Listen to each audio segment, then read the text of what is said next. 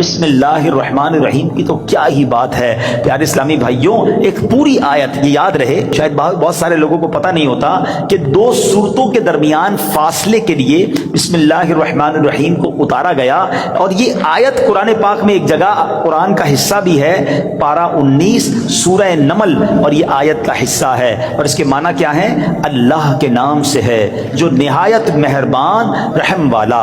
اچھا، اس کی فضائل کیسے کہ صحابی رسول حضرت جابر بن عبداللہ رضی اللہ عنہ فرماتے ہیں کہ جب بسم اللہ شریف نازل ہوئی نا تو بادل مشرق کی طرف دوڑے، بادل مشرق کی سمت دوڑے، ہوائیں رک گئیں، سمندر کو جوش آ گیا، چوپایوں نے غور سے سننے کے لیے اپنے کان لگا دیے، اور شیطانوں کو آسمان سے پتھر مارے گئے. اور اللہ پاک نے فرمایا مجھے میری عزت و جلال کی قسم، جس چیز پر بسم اللہ الرحمن الرحیم پڑھی گئی میں اس میں برکت دوں گا. اللہ پاک کے پیارے اور آخری نبی صلی اللہ تعالی علیہ وسلم نے فرمایا جو بھی اہم کام بسم اللہ سے شروع نہیں کیا جاتا وہ ادھورا رہ جاتا ہے. غور فرمائیے کیسی محرومی ہے، اگر اچھے اور اہم کام سے پہلے بسم اللہ نہ پڑھی جائے تو کام ادھورے رہ جاتے ہیں، اس میں برکت نہیں ہوتی. کھانا کھانا شروع کر دیا تو کھانے کی بے برکتی بھی بغیر بسم اللہ کے ہوتی ہے. اچھا، پھر بی بی عائشہ صدیقہ فرماتی ہیں کہ جب کوئی شخص کھانا کھائے تو اللہ پاک کا نام لے، یعنی بسم اللہ پڑھے، اور اگر نہیں پڑھ سکا، شروع میں پڑھنا بھول گیا، تو پھر یوں کہے بسم اللہ اولہ و آخرہ، تو انشاءاللہ اس کی برکت سے وہ جو بے برکتی والا معاملہ ہے وہ بھی دور ہو جائے گا. اچھا، اب وہی والی بات کہ حفاظت کیسے ہوتی ہے بسم اللہ سے. ایک مرتبہ صحابی رسول حضرت خالد بن ولید رضی اللہ تعالیٰ عنہ، کچھ مجوسی آئے آتش پرست، کہا میں ایسی کوئی نشانی بتائیں، اگر آپ اسلام سچا مذہب ہے تو کوئی ایسی نشانی بتائیں کہ ہم اسلام کی حقانیت کو مان لیں. تو حضرت خالد بن ولید نے زہر قاتل منگوایا اور بسم اللہ الرحمن الرحیم پڑھ کر اسے پی لیا.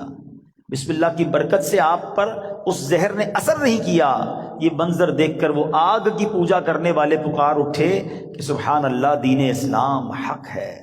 اللہ اکبر. وہ یقین تھا نا، اللہ کے ولی صحابی رسول ہیں، بسم اللہ پڑھ کر زہر پی لیا کہ اللہ کے نام سے پی رہا ہوں تو رب حفاظت کرے گا. وہ توکل کا لیول تھا کہ زہر نے اثر نہیں کیا. تو اے میرے پیارے اسلامی بھائیوں، یہ شان ہے بسم اللہ کی. اچھا، صرف کھانے پینے سے پہلے نہیں، ہر کام سے پہلے بسم اللہ پڑھیں. اب آپ وضو کر رہے ہیں نا، دیکھیں کتنے ثواب ملٹی پلائی ہو جاتا ہے. حضرت ابو ہریرہ رضی اللہ تعالیٰ عنہ راوی ہیں، اور نبی پاک صلی اللہ تعالیٰ علیہ وسلم نے فرمایا اے ابو ہریرہ جب تم وضو کرو تو بسم اللہ والحمدللہ پڑھ لیا کرو. جب تک تمہارا وضو باقی رہے گا اس وقت تک فرشتے تمہارے نامہ اعمال میں نیکیاں لکھتے رہیں گے. ہم تو وضو کرتے نماز پڑھ لیتے، لیکن جتنی دیر وضو رہے گا پڑھنا کیا ہے؟ ذرا دوہرا بھی لے میرے ساتھ، بسم اللہ والحمدللہ، بسم اللہ والحمدللہ، بسم اللہ والحمدللہ.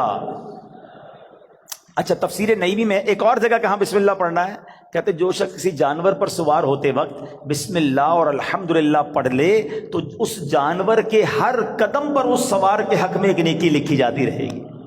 آپ جانور پر سواری نہیں کرتے، گاڑی میں بیٹھتے ہوئے پڑھ لیں بسم اللہ اور الحمدللہ، پھر پوری دعا بھی پڑھ لیں سبحان الذی سخر لنا، اگر وہ یاد ہے نہیں تو کم از کم بسم اللہ اور الحمدللہ ضرور پڑھ لے. اسی طرح جو کشتی میں سوار ہوتے وقت بسم اللہ اور الحمدللہ پڑھ لے، جب تک وہ اس میں سوار رہے گا اس کے لیے نیکیاں لکھی جاتی رہیں گی. ثواب کا میٹر ہے مگر ہم پڑھتے نہیں ہیں.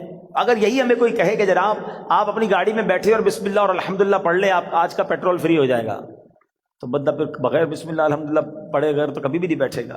وہ چاہیے دنیا کا نفع بتاؤ مولوی صاحب، میں آپ کو آخرت کا نفع، نیکیوں کا نفع، ہر قدم پر ثواب کی آپ کو بشارتیں سنا رہا ہوں. تو پلیز اس وظیفے کو تھام لیجئے. اور ایک اور بات، اپنے بچوں کو بھی بسم اللہ کی عادت ڈالیں، یہ اللہ کو اتنا پسند ہے. آئے ہائے، ذرا واقعہ سنیے گا. حضرت عیسیٰ علیہ الصلوۃ والسلام جو ہے ایک قبر کے پاس سے گزرے. آپ اللہ کے نبی تھے، اللہ نے ایسی نگاہ دی تھی کہ آپ نے دیکھ لیا کہ قبر میں عذاب ہو رہا ہے. کچھ عرصے کے بعد آپ پھر وہاں سے گزرے تو قبر میں جو ہے وہ نور کی کرنیں ہیں، عذاب دور ہو گیا. تو آپ نے اللہ کی بارگاہ میں عرض کی کہ مولا، یہ پہلے عذاب اور اب اس کی قبر میں عذاب دور ہو گیا، نور برس رہا ہے، اس کا راز کیا ہے، سیکرٹ کیا ہے؟ سنو ذرا. اے وہ خوش نصیبوں جو اپنے بچوں کو قرآن پڑھاتے ہو، اے وہ خوش نصیبوں جن کے بچے حافظ بن رہے ہیں، اے وہ اسلامی بھائیوں تمہیں مبارک ہو جو بچے کو دین سکھاتے ہو۔